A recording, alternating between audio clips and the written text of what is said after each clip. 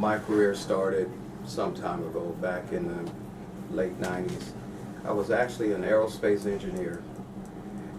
They continue doing downsizing. Downsizing to all of us aerospace engineers mean that your job is being moved overseas to China, some other foreign country.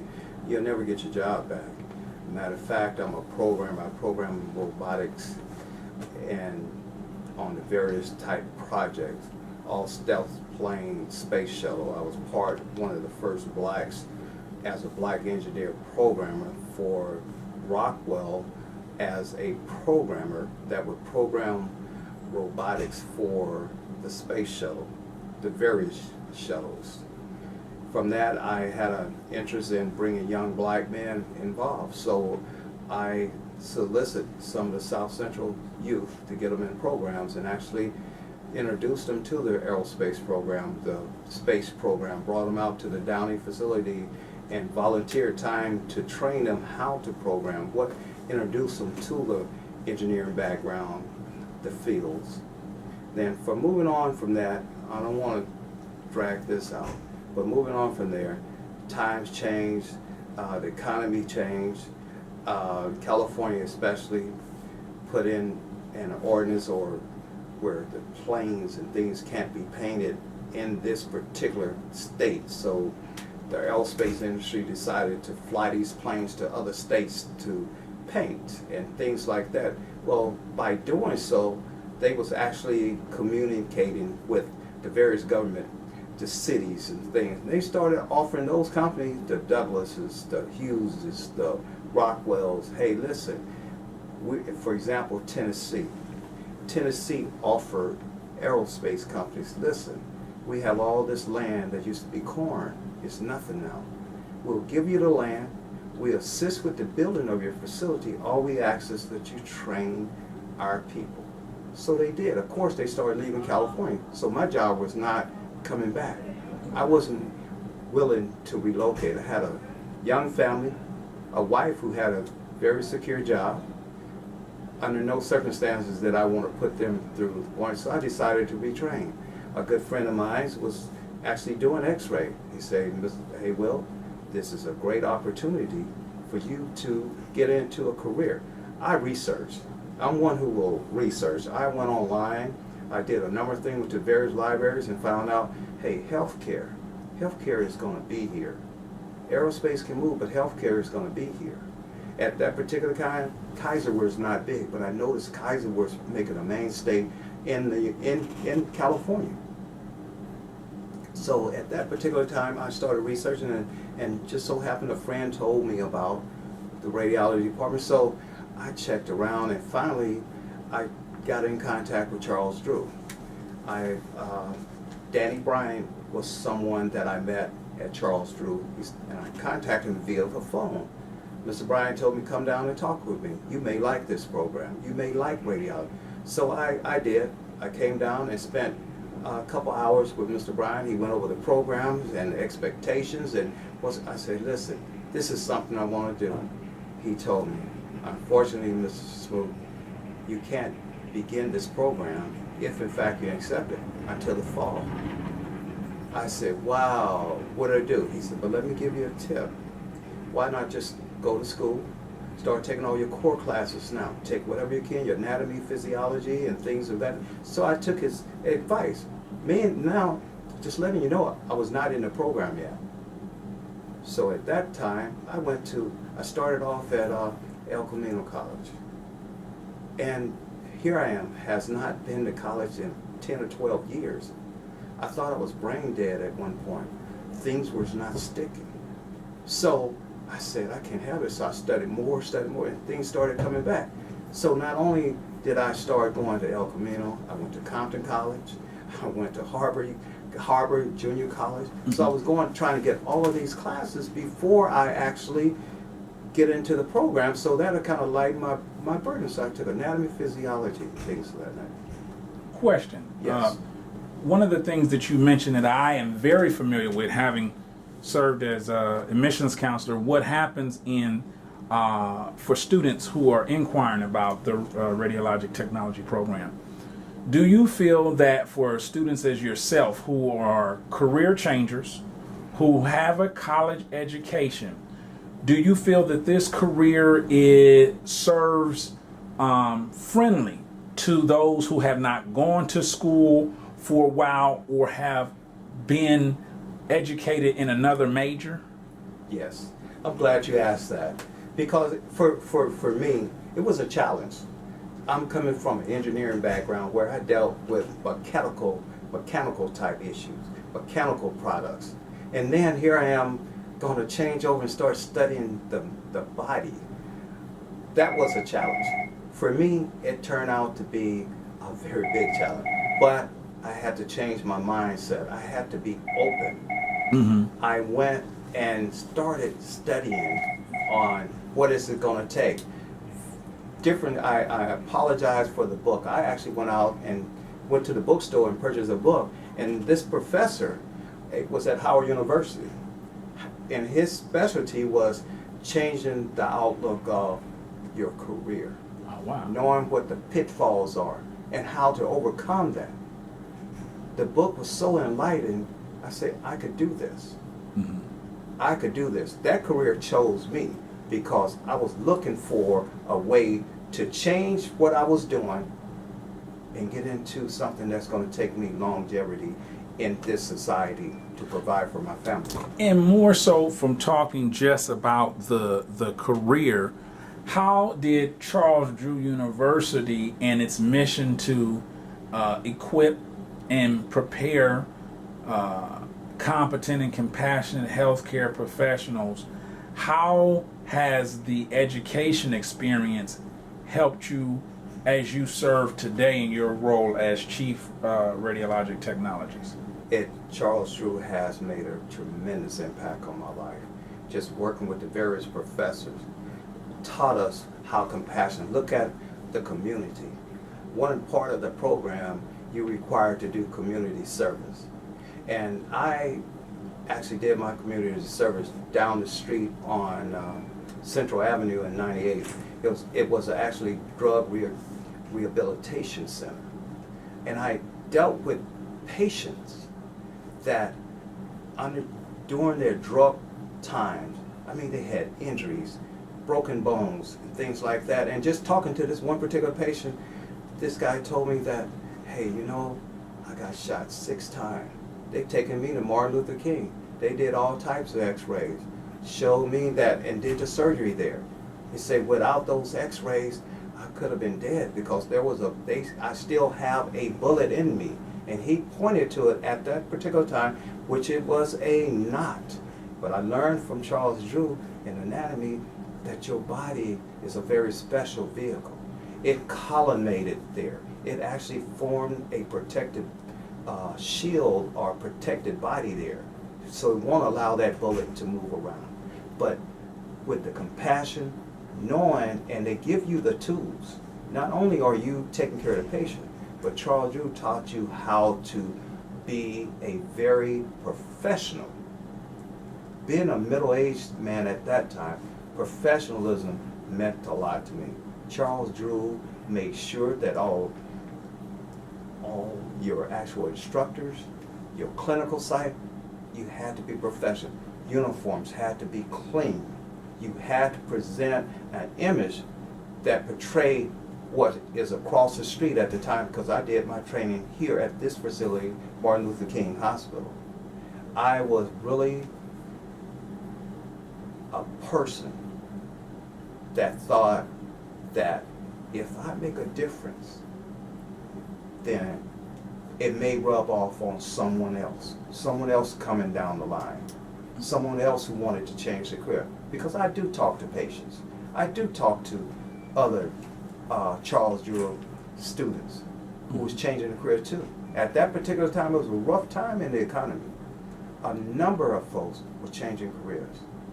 But as a rad tech, as we go, training, it became fun. It became fun. The positioning, we used it as a tool when we went through our training, and let me tell you what I did. And a lot of my classmates don't want to own up to it, but I had a problem with positioning of the head, the cranium. It was too much up there. I couldn't visualize it. So what I did, I went to a wig shop and I bought a foam mannequin head. I put all of my baselines on it, did the rotations. You would not believe it. I aced it on the position. Absolutely. Wow. I shared that with other classmates, and let me tell you, there was probably about 10 foam heads in our practice sessions Wow. prior to actually using the actual mannequin. Absolutely. Wow. When you mentioned something about the community and when a young man attributes the offerings of the Martin Luther King Hospital when he was wounded, for those who are not familiar with imaging, sometimes as just a normal consumer of thinking, you just think of imaging as broken bones. But when you allude to this young man being happy that where those wounds were could be detected, what are some of the things that are captured in images that we may not be aware of as just day-to-day people in this area? Well, what's one thing for sure, and I learned this from a number of the doctors, X-rays is the eyes of the doctor. If it's a certain partition or a certain part of the body, X-rays will, as an X-ray tech, you need to know that part of the body. That's why we had to go and learn anatomy and physiology. We had to learn all the bones of the body, where they're located, how to position it to get the proper X-ray. That's actually is valuable to the surgeon, the doctor. I mean, it's really something that if in fact a person comes into the clinic, hospital, emergency, I work trauma, many very serious injury, life-threatening injury comes into a trauma center. I worked trauma for many years. But if X-rays is the first thing they call when a trauma patient arrives, and so why? Because they want to see the injury. Not only does X-ray show bones, but it shows fluids. It shows that, hey, this is an internal bleeding. They show air or no air or blood in the lungs. Those things are critical to the survival of any patient, any traumatic type of accident. I would tell you that Charles Drew prepared us for that with all the actual clinical session, with hands-on demonstrations. Not only hands-on, we actually had physicians to interact with us that are actually out there in the real life. This is their specialty. Come to the university and talk with you, demonstrate.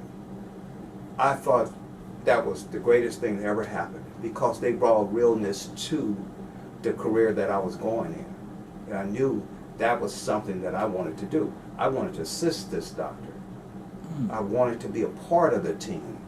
I always thought I was going to be afraid of trauma, gunshots, blood all everywhere, broken bones. Let me tell you, after you get over the fear and you realize that you're a professional, you've been trained to do this, you become part of that team, a very valuable member of the team.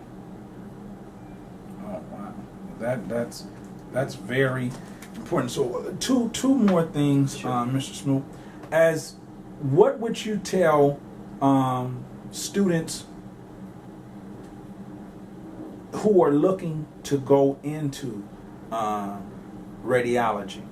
What are some things that you would tell them to be prepared for, as well as some of what the gratifying things that you would endorse from being in the field to help assist them in making the decision?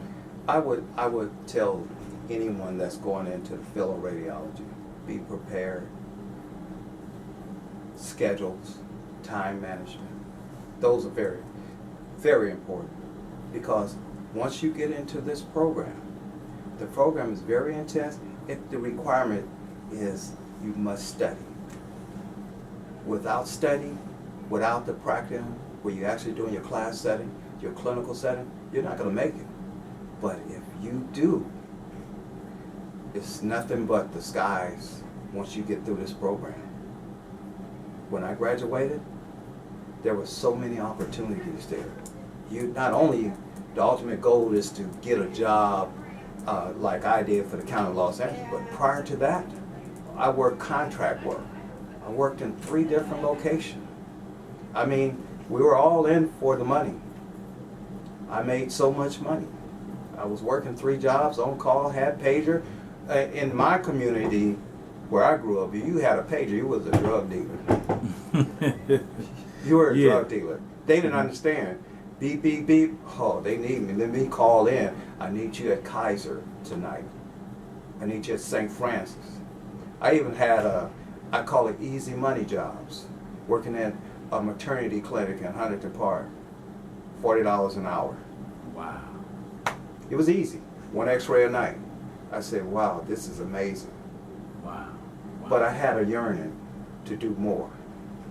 I had a yearning to do more. I have always been an achiever, a first of many different things within my career. So as I came over to Martin Luther King, I started doing contract work here. The prior chief told me all the time, something about you I like. You're dedicated. Well, for the ones that don't know, aerospace is a little different from the county structure. Aerospace is more rigid. Work or be fired. County is more relaxed.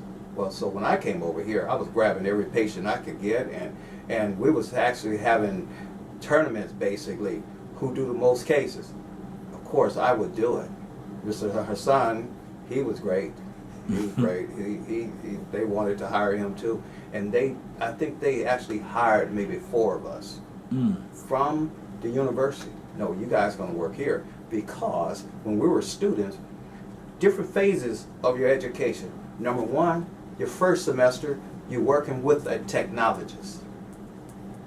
Your second phase, you on your own, buddy. They just gonna observe. And at that point, that's when the skill, the talent comes out.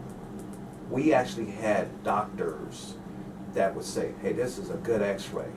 We had doctors over here that would sit us in our groups and go over various x-rays and point it out. You did a good position there. And you know what that does for a student? I accomplished something. What Drew told me, what Mr. Bryan told me, it's coming, it's being manifested right now. All I have to do is think about it, and trust me, you must take notes. This is a profession that is so many intricate parts of this profession. You're dealing with so many things. Physics. You're dealing with exposure, radiation exposure, positioning, and the end result, the quality of your actual product. And your product is your patient. Will that patient be able to go to surgery? Or will that patient have to come back to radiology to have it repeated because you don't know what position to do?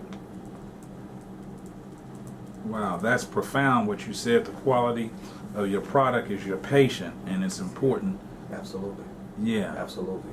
Okay. And I have, being a parent, even with my daughter, she had a fracture, and that was my first experience going with into being X-rayed. And what made it an enjoyable experience was, I remember the young man, a Latino young man, was just very gentle and kind with her. Absolutely. And being able to know that there was a doctor who came in, orthopedic surgeon who came in and looked, and as you said, to be able to give us as caring parents, you know, tears running down, drying up on the side of my daughter's face, to be able to say, okay, this is a young bone, it's going to heal just fine here. That so I know firsthand that how vital it is for anyone who has gone through anything to give a clear picture. Absolutely. And that clear picture does come from this field. And had she not been, and it would have made us a little more uneasy. But for us to finally get and hear from the orthopedic surgeon, and hear that everything was going to be okay, and get that comfort, Absolutely. It made a tremendous impact. And even going in the casting and everything of that nature, it just was something else. So I do have a huge respect for the field, because at that time, I was frantic. I mean, she had a pretty nasty fall. As a caring parent, you want to know what's going on. Mm-hmm. And the quality of those x-rays gave the doctor, the orthopedic surgeon, oh, I see this. I know what it is. I know what we're going to have to do. He put a cast automatically. Mm-hmm. But I tell you, some more rewarding things is, once you get through that initial phase of you becoming a rad tech, now the fun began. Now you can start setting yourself up to move higher. You want to get exposed to so many different modalities, meaning different type of x-ray techs. So I moved into CT scan, computer tomography, where you're doing multiple slice imaging and things like that. Where you can get into MRI, where you don't use radiation. You use sound waves and things, and magnetic sound waves. It's just a field. Nuclear medicine, I went through the nuclear medicine program. It was amazing. It was amazing that for the mind to know that we got a radioisotope that I can give you or inject into you, instead of going all the way through your body, it target one organ. Wow. Amazing. Then you go scan it. That's just touching the basis of things. And then you're looking at your supervisory position. From supervisory position, you would literally say, now you're responsible for staff. You're responsible for your team. I went to supervisory staff. And then at that particular time, a number of years later, the industry changed. Digital imaging came in. Well, I'm an aerospace engineer. Aerospace engineers, those companies always had funds to get the computer-aided design, the major computers and things. Well, over at Martin Luther King, they was doing a demonstration. The chair of the department, the doctor, was there and said, "You from aerospace, take a look at this. You understand this?" I told Dr. Eisman, I said, "Absolutely. I do this. It's 3D imaging." I said, "I do this." He said, "Really?" So at that particular time, we had a grant. He purchased the equipment and put the ball in my court. Wow. So Martin Luther King was the very first in Southern California to have a PACS system, a digital imaging system. Wow. And I was one of the first, along with George Wheeler, to bring this project to life. And now look, we're completely 100% digital now. As an X-ray tech, you must learn how to process your images using chemicals and all of that manual stuff. Now it's digital. We have smartphones now. We do X-rays. You can see the X-rays on smartphones. I have set up a Nighthawk service where radiologists read images from various states, Spain, Wow. Las Vegas, whatever. Wow. It's just amazing now. And as the chief of the department, I'm now the chief of the department and has been for the last 5 years. Wow. I'm responsible for the entire operation of radiology. Wow. Entire operation. And that's just an tribute to the leadership that this birthed out of Charles Drew. Absolutely. I actually had another phone call with one of Drew's fellow alums, and she is in charge of, she's an MD, MPH, and she's in charge of inspecting. She's based out of Sacramento, but she does all the inspections of all of the hospitals on the West Coast, and it's just an attribute. And some of the various themes is being taught how to be a professional. Charles Drew was the epitome of professionalism because they wanted you to make an impression on the community even the outside of this community. And I'm one who will attest to it. I was in Las Vegas. I ran into a classmate. She is now the manager of radiology at the University of Las Vegas Hospital. Wow. And that come from that. I can't speak about all the classes, but our class produced leadership. Our class produced leadership. And I will tell you this. I would contribute a lot to Eugene Hersan. Mr. Hersan kind of put us all together. You know what I mean? We were and just those talks. Hey, we need to get through this program. It's not going to be easy. You better study. Okay. And you know, here I am, an engineer, going, how is this guy going to tell me to study? I know how to study. But when I got over there and started going, oh my God, I don't know physics the way I should know, and it's just like, oh my God. And then we started doing our study groups, but really, Charles Drew, man, I tell you, Charles Drew has been, it changed my life. Okay. It changed my life. Without Charles Drew, I'm not sure where I would be. Some 18 years later, no one could have told me that you're going to change your career and also be the chief of radiology and doing a great job at it. And have a world-class mammography program that was noted by the entire county of Los Angeles. And this world-class mammography, mammogram department. Okay. Okay. Well, that's excellent, Mr. Smoot. I have everything that's here. I appreciate the time.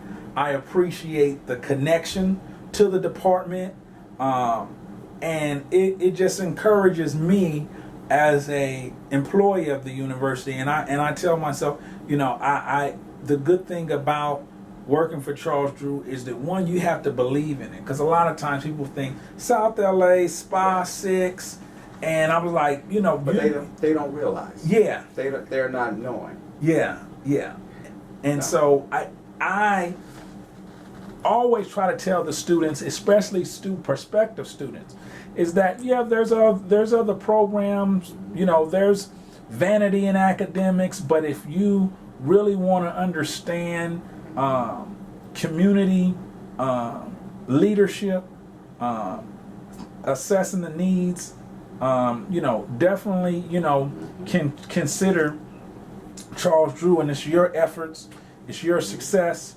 it's your compassion and passion that really, continues to have me wanting to continue doing what I'm doing. So I want to thank you for your time, and as we roll out and put this in print, we would definitely make sure you get a copy of the newsletter. Thank you very much. Okay.